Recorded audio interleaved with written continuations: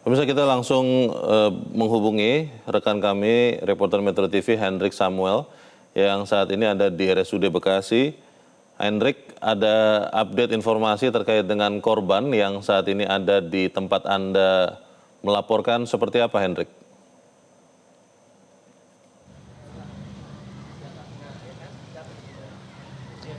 Ya baik, selamat pagi Leo dan juga pemirsa Metro TV.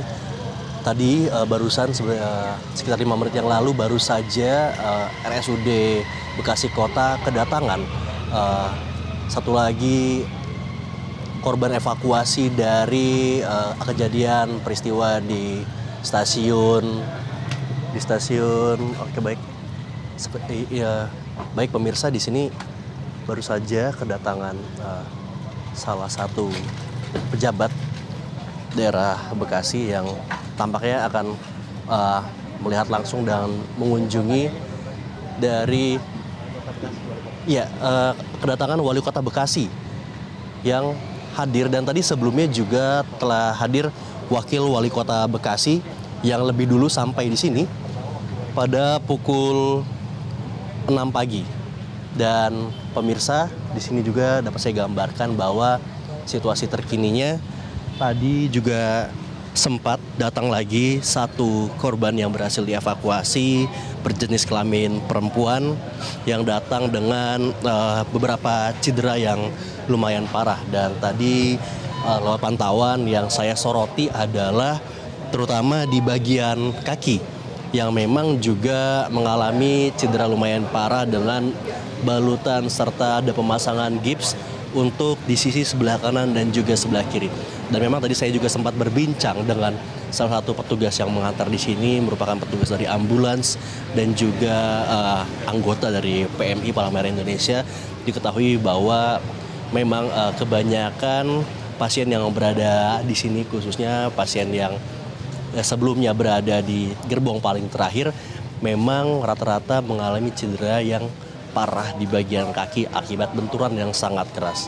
Dan memang tadi tidak hanya di bagian kaki saja, juga untuk di bagian kepala juga saya masih melihat adanya luka-luka yang dialami oleh para korban.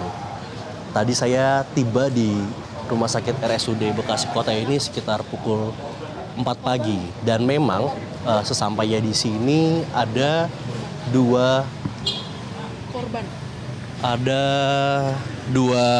korban yang datang pada pukul 4:30 dan juga pukul 6 pagi.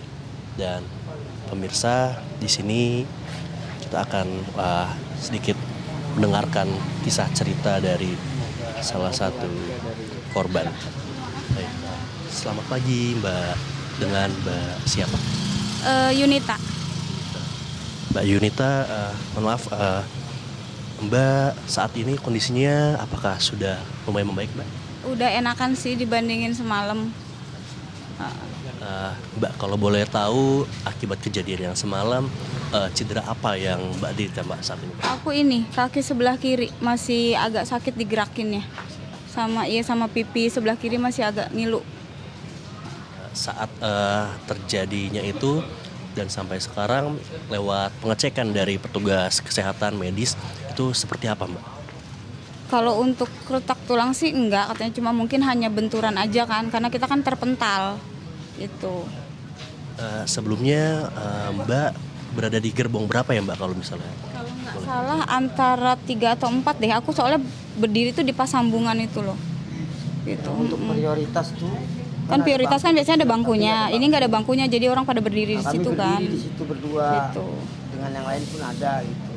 Sekitar 10 menit baru terjadi itu. Oke, Mbak. Ya, Mbak, kalau boleh tahu Mbak tadi dari stasiun akhirnya dirujuk ke sini itu sekitar pukul berapa, Mbak? Kalau misalnya Mbak masih ingat, Mbak? Aduh, aku nggak ingat soalnya aku nggak sadar diri sih, Mas. Dia pingsan. Gitu. Berarti masih shock dan trauma berat ya? Iya. Khususnya kalau untuk saat ini berarti cedera yang masih dirasakan sangat sakit ini di bagian kaki. Sama ini aja pipi hidung. Kaki Karena dan kan pipi. sempat pendarahan dari hidung kan. Gitu. Lalu sewaktu kejadian itu Mbak Mau berkegiatannya itu kerja apa? Aku pulang abis jemput suami kan, gitu. Dari stasiun Cakung. Heeh. Bersama dengan suami. Iya. Lalu saat ini penanganan selanjutnya dapat rekomendasi seperti apa Mbak dari petugas kesehatan Mbak? Cuma tadi dibilang kalau memang nanti ada apa-apa, karena ini kan baru rongsen pertama. Nanti kalau memang ada apa-apa balik lagi aja ke sini gitu. Terkait dengan pembiayaan itu dari pihak KAI mengatakan bahwa akan ada kompensasi secara menyeluruh untuk para korban. Untuk hal tersebut apakah Mbak sudah mengetahui atau belum? Aku sih belum tahu ya. Mungkin kalau untuk pembiayaan pengobatan mungkin iya ya. Tapi kalau untuk kayak semacam barang-barang yang hilang itu kita kan belum tahu. Sebelumnya apakah Mbak memang menggunakan moda transportasi kereta ini untuk berkegiatan sehari-hari? Memang kemana-mana kita pakai kereta kan, gitu. Jadi hal ini Iya, makanya besok-besok nggak tahu deh masih naik kereta lagi apa enggak. Soalnya trauma aku masih ada. baik Mbak, semoga lekas pulih Mbak dan bisa berkegiatan seperti biasa lagi ya Mbak ya. Oke, terima kasih baik Mbak. Ya, demikian pemirsa tadi adalah sedikit perbincangan dengan salah satu korban yang sudah bisa kembali.